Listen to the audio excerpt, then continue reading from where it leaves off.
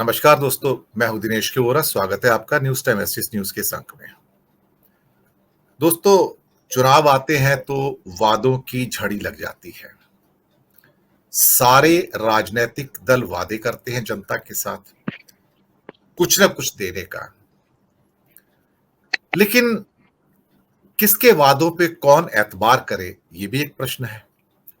और किसके वादों पर लोग ज्यादा एतबार करते हैं, ये भी एक प्रश्न है। तो पुराना गीत याद आ जाता है, वादा तेरा वादा, वादा तेरा वादा, वादे पे तरह मारा गया बंदा या सीधा सादा। ये विवेक जी तो बड़ा अच्छा गाना गा सकते हैं, जो आज हमारे साथ हैं। मुझे लगता है कि वो गायक भी है और स्टेज के गायक हैं, तो शायद अगली बार जाएंगे तो ये वादा तेरा वादा जरूर गाएंगे। ये गाना दरअसल मैंने गाया है। विश्वास होता है ना किसी लीडरशिप के ऊपर, वो विश्वास बहुत बड़ी चीज होती है। ये विश्वास किसी भी व्यक्ति में, किसी भी संस्था में हो सकता है कि अगर मैं संकट की घड़ी में हूं तो ये मेरे काम आ सकता है। ये दोस्त भी हो सकता है, इंडिविजुअल भी हो सकता है, कोई सामाजिक कार्यकर्ता, कोई राजनीतिक दल, कोई जुडिशरी, कोई अदालत, कुछ भी हो सकता है। लेकिन हाँ, वो वादे जो हमसे संविधान के अंतर्गत किए जाते हैं कि हम आपको अच्छी शिक्षा, अच्छा स्वास्थ्य, अच्छा जीवन यापन, अच्छा सम्मान, एक नागरिक होने के नाते वो सारे अधिकार भी आपको हम देंगे जो होने चाहिए। लेकिन कभी कभी कुछ वादे स्टिक भी हो जाते हैं। वादे करने में जितनी महारत नरेंद्र मोदी को हासिल है, शायद ही किसी को हो।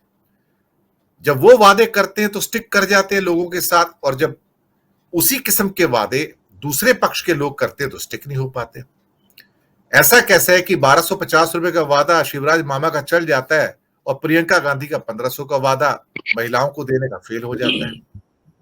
32 रुपए का वादा धान का जो बघेल साहब देते हैं वो फेल हो जाता है, और 31 रुपए का वादा जो बीजेपी कह के जाती है, मोदी जी कह के जाते हैं अपना छत्तीसगढ़ में, वो कामयाब हो जाता है।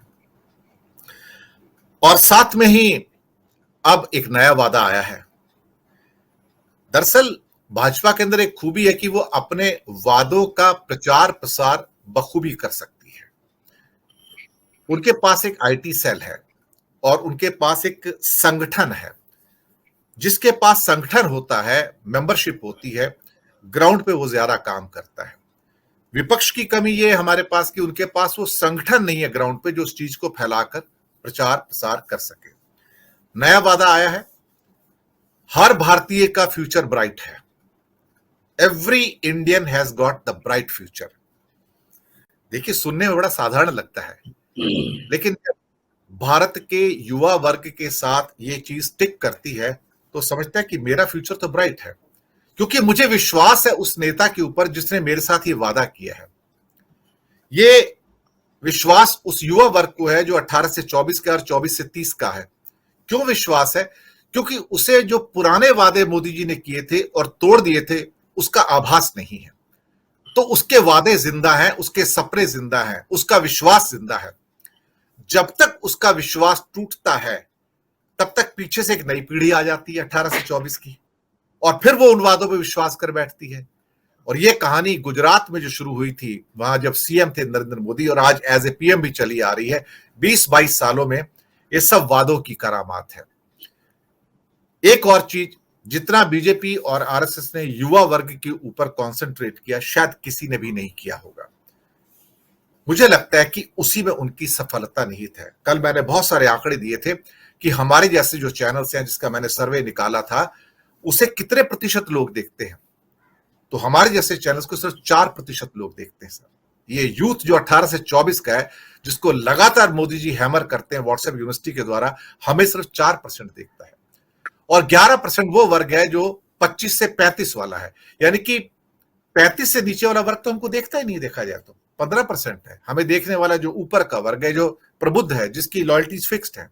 लेकिन जिसकी लॉयल्टी फिक्स नहीं है वो तो नीचे वाला वर्ग है। वो वादे पे आ जाता है कि वादा कर दिया गया कि पूरा हो जाएगा। ये सब नए वादों का कमाल है, व्हाट्सएप यूनिवर्सिटी का भी कमाल है। लेकिन जो थोड़ा सा प्रबुद्ध हो जाता है उसे लगता है कि हाँ, अब ये वादा नहीं चलेगा, ये जुमला था ये। पर जब तक इंसान को ये समझ आती है कि जुमला था, तब तक बाजी पलट चुकी होती है और वो व्यक्ति जीतकर जा चुका होता है। मध्य प्रदेश, राजस्थान और खास तौर से छत्तीसगढ़ में जो भाजपा के वोट बढ़े हैं, कांग्रेस के वोट कम नहीं हुए, जो भाजपा के वोट बढ़े हैं वो कहां से बढ़े हैं? जैसे मैंने कल भी बताया था प्रोग्राम में, लगभग 4 करोड़ नए वोटर्स आए हैं 2019 और 2024 के बीच में। उन 4 करोड़ वोटर्स जो हैं वो सिर्फ हिंदी पट्टी के वोटर्स हैं, और उनमें से 1 करोड़ से ऊपर वोटर जो हैं इन 2 करोड़ के आसपास इन राज्यों में भी थे। तो ये सब उनका कमाल है कि उसका 80% जो वर्ग है वो उनके पास चला गया। उन्हें उन वादों पे एतबार है, ये यही मैं कहना चाहता हूं। हो सकता है जो थोड़े ज्यादा मैच्योर हैं उन्हें उन वादों पे एतबार ना हो, लेकिन उस वर्ग को जिसको नरेंद्र मोदी के वादों के टूटने का अनुभव नहीं है, उसे यकीन है कि ये इंसान मुझे 500 में सिलेंडर भी दे सकता है। इसके जब ये कहता है कि हर इंडियन का फ्यूचर ब्राइट है, तो उसे यकीन होता है मेरा भी फ्यूचर ब्राइट है। वादे और टूटे हुए वादों की कहानी, लेकिन युवा वर्ग को साधने में ये पार्टी तो सफल है, इसमें तो मैं दावे के साथ कह सकता हूं। और बाकी पार्टियां इस 18 से 24 के सेगमेंट को देखती भी नहीं है।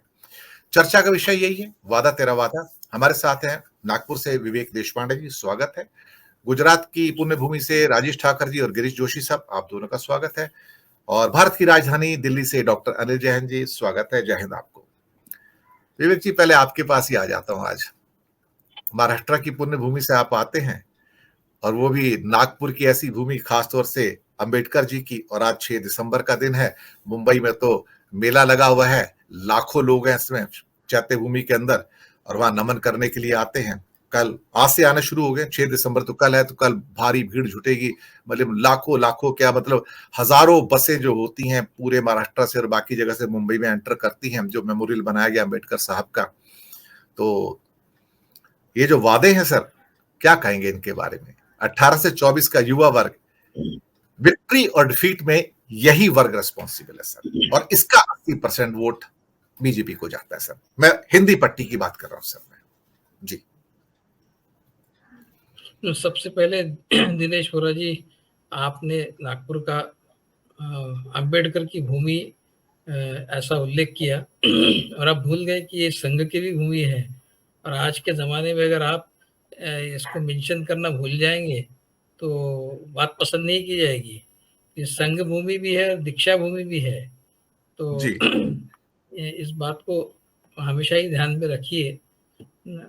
तो ये जैसे आपने कहा कि वादा किसी का लोग मान लेते हैं, किसी को एक्सेप्ट कर लेते हैं, किसी को रिजेक्ट कर देते हैं, तो इसमें कोई शक नहीं है। और सिर्फ आप ये वादे की बात नहीं है दिनेश जी, जो वादा खिलाफी है उस वादा खिलाफी को भी और बाकी भी जो निगेटिव एट्रीब्यूट्स है वो किसी को चिपकते हैं, किसी को नहीं चिपकते, ये भी है।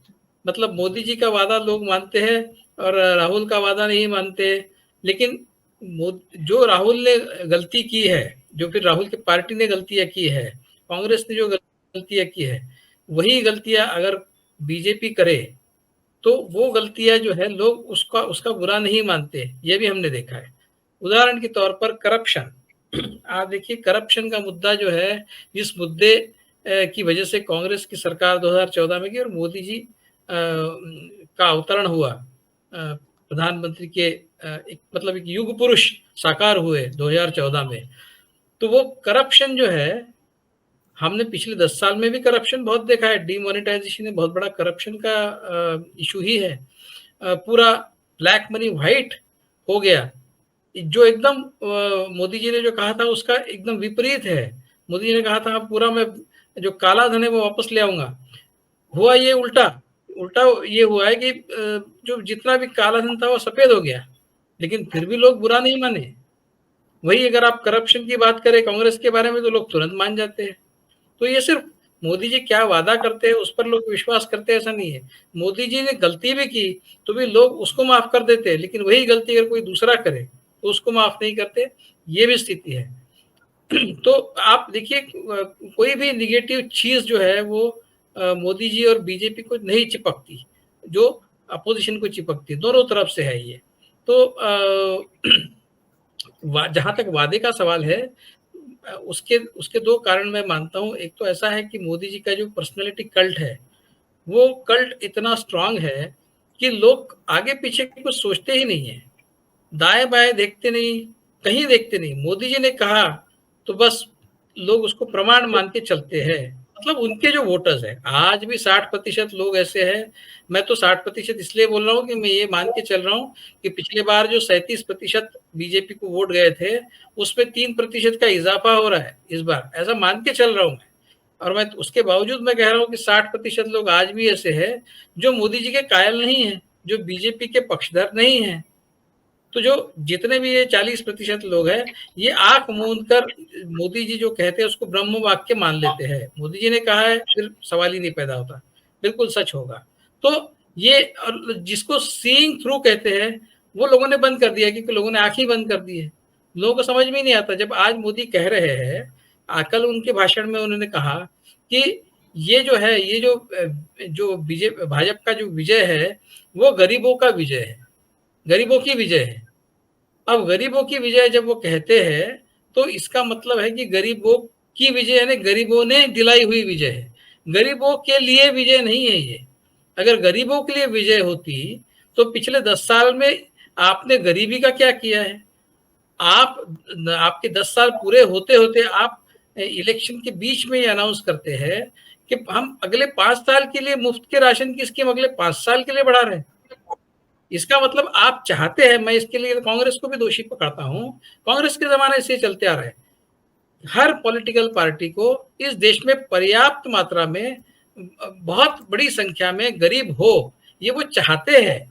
इसलिए कि गरीबों को उलझाया जा सकता है। उनके मत जो है वो बहुसंख्यक होते हैं। जो गरीब होते हैं उनकी संख्या बहुत बड़ी तादाद में होती है, और वो जो है उनको थोड़ा-सा एल्योरमेंट दे दिया, महिलाओं को 1200 रुपए महीना दे दिया, और किसानों को 6000 रुपए साल के दे दिए, कर्ज मुक्ति दे दी। वो सब, ये सब करने से उनका मत जो है हासिल किया जा सकता है।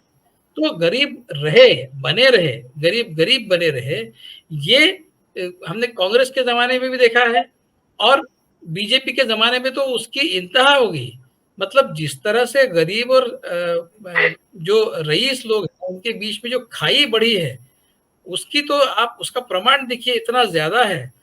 जिसके आंकड़े भी आए हैं कि कितने 1% लोगों के पास में 10% या 22% इस देश की संपत्ति है, या इस तरह के जो आंकड़े आए हैं।